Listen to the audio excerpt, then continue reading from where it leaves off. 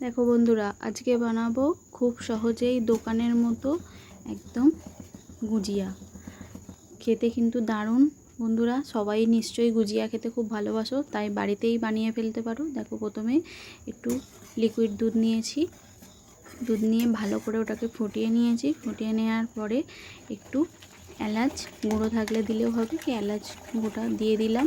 দিয়ে ভালো করে নাড়াচাড়া করতে করতে 10 টাকার গুঁড়ো দুধের প্যাকেট ওর মধ্যে দিয়ে দিলাম।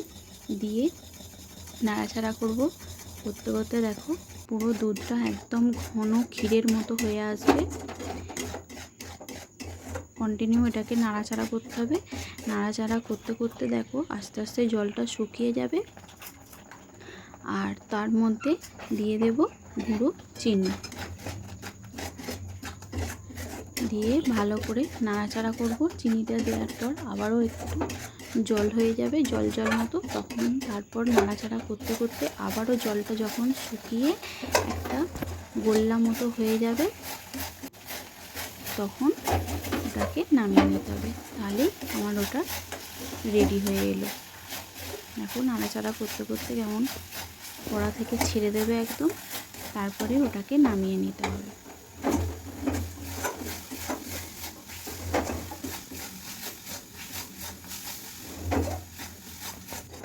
দেখো কড়া থেকে পুরো ছেড়ে একটা করলাম মুন্ড মতো তৈরি হয়ে গেল। এবার এটাকে নামিয়ে নেব। নামিয়ে নিয়ে গুজিয়ার মতো শেপ দিয়ে নেব।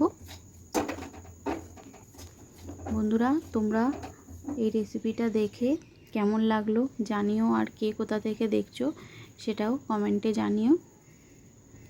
দেখো আর গুজিয়ার মতো শেপ দিয়ে নিচ্ছি। আর রেসিপিটা ভালো লাগলে অবশ্যই লাইক কমেন্ট করবে।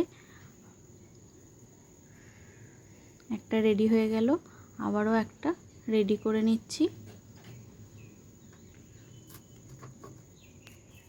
এইভাবে সবকটা গুজিয়া তৈরি করে নেব।